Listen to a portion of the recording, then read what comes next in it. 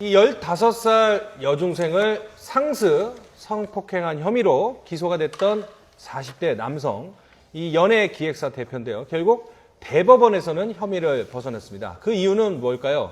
이 가해자와 피해자 나이차가 27살이나 낮지만은 대법원은 두 사람의 관계를 사랑이라고 인정을 했습니다. 물론 1심하고 2심 재판부에서는 아버지 뻘을 며칠 만에 이성으로 좋아하게 됐다는 거, 그래서 성관계를 맺었다. 일방적인 상식에 비춰 도저히 믿기 어렵기 때문에 성폭행 유죄다 이렇게 인정을 했습니다. 하지만 대법원은 카톡과 편지에 이 여학생이 사랑한다, 보고 싶다 이런 내용에 빼곡히 적혀 있었고 B양이 처음부터 사랑의 감정을 느꼈다. 그래서 이 가해자인 A씨가 구속된 뒤에도 계속 그 사랑을 느낀 것으로 보인다라는 취지로 이 무죄 취지로 파기 환송을 내렸습니다. 자, 결국은 27살 차이 나는 15살 여중생과 42살의 연예기획사 대표 두 사람의 관계를 사랑으로 볼 것인가가 핵심인 것 같습니다. 1, 2심에서는 성폭행으로 봤지만 대법에서는 두 사람의 관계를 사랑으로 봤습니다. 자, 사랑으로 봤는데 예, 사랑일까요? 사랑한다잖아요. 뭐. 예. 아니 근데 우리가 물론 이제 법원이 사랑을 아는 재판부다 이렇게 지금 약간 비아냥거리듯이 얘기하는데 중요한 거는 사랑에 포커스가 있는 게 아니고요. 네. 이게 어차피 강간죄로 공소사실 들어가 있잖아요. 네. 강간이 되려면 강제로 성관계를 해야 되는 거예요. 폭행 협박을 써서. 네. 근데 두 사람이 애초에 사랑하는 연인 관계였다면 네. 그 성관계가 강제성을 띠지 않은 합의에 의한 성관계일 가능성이 높아지는 거죠. 그것에 대한 증거들로 보니까 이 여중생이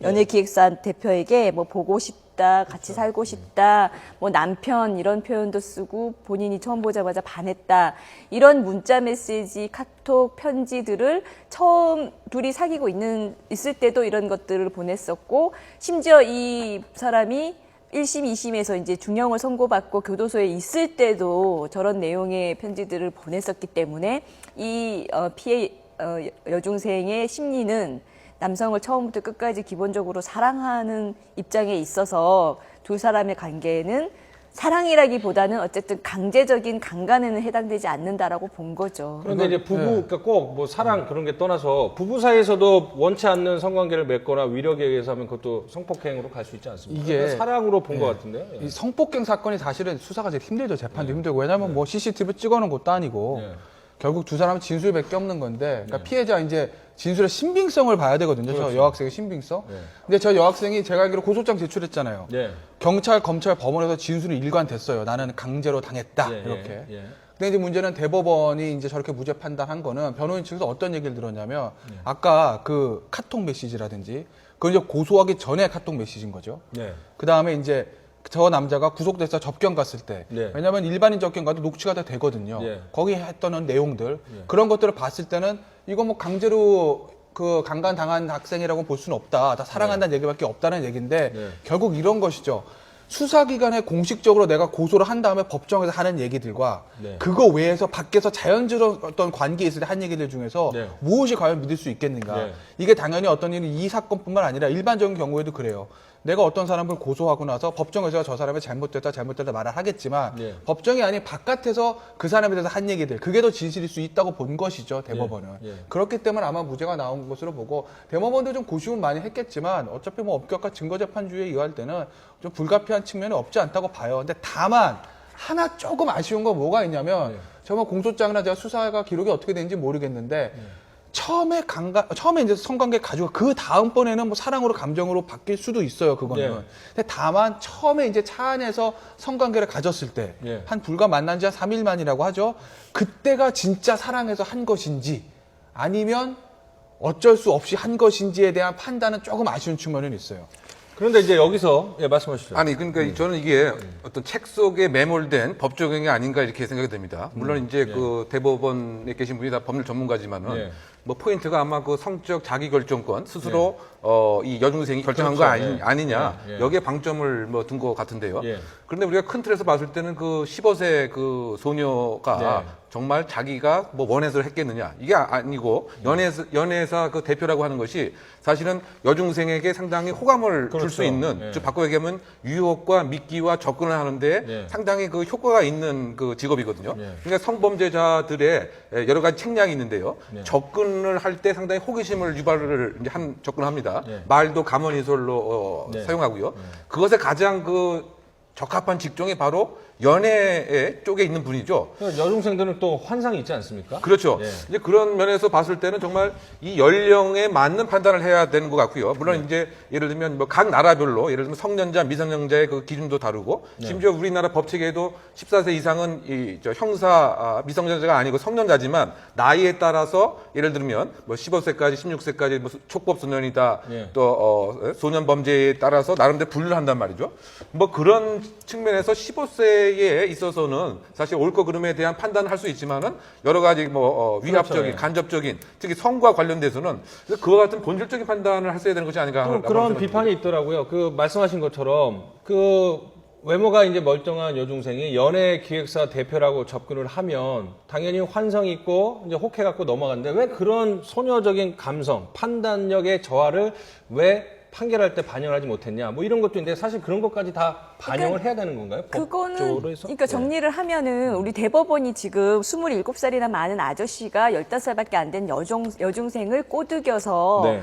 성관계를 가지고 아이까지 낳게 한 행위에 대법원이 아무 죄가 없다라고 단정적으로 했다라고 보면은 안 되는 것이요. 애초에 검찰이 이제 공소를 제기한 것이 완전 강간했다라고 공소를 제기한 거예요. 근데 네. 거기에 대해서는 이거는 완전 강간으로 보긴 어렵다. 서로 연애 감정이 있었고 이 여중생도 합의한 것으로 보이니 완전 강간은 아니다라고만 판단을 한 거예요. 그러면 이것이 이제 항소심으로 다시 넘어가잖아요. 그러면 거기서 판단할 부분은 공소장을 만약에 변경하면 아까 말씀하신 대로 미성년자, 그러니까 미성년자를 속여서 그 성관계를 가져도 이 죄가 따로 돼요. 네. 요 죄가 따로 있거든요. 네. 그러니까 만약에 항소심에서 검찰이 공소장을 바꿔서 이 27살 많은 아저씨가 어린 여중생을 꼬시고 소위 말해서 뭐 속이고 네. 뭔가를 해줄 수 있을 것처럼 속여서 관계를 가진 그런 사실이 드러난다면 그 조항을 적용을 하면 그 부분은 또 죄가 됩니다. 그러니까 그거- 판단을 기다려봐야 되죠.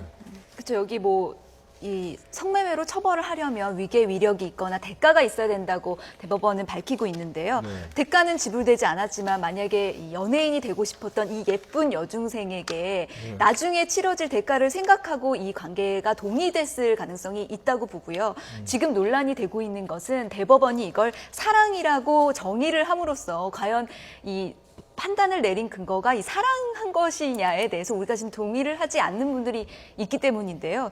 이 사랑이라는 감정이라든지 이런 거를 법으로 정의를 하고 판단의 근거가 될 수 있느냐는 좀 의문이 있는 제기할 수 있는 부분이라고 생각합니다. 자, 이제 여기서 또 나오는 게 그 청소년들의 이제 성적 자기결정권이라는 말이 있는데 그게 지금 우리나라는 몇 살입니까? 그 처벌받지 않는 것들이요. 13세 미만이죠. 13세 미만의 같은 경우는 성관계 자체가 이제 범죄로 만 된다고 보시면 13세죠? 예, 만 13세, 13세 미만 의제강간이라고 그래서 예. 그때 이제 폭행 협박 없이 그냥 성관계를 합의했어도 그래도 이제 그 처벌을 받는 것인데 네.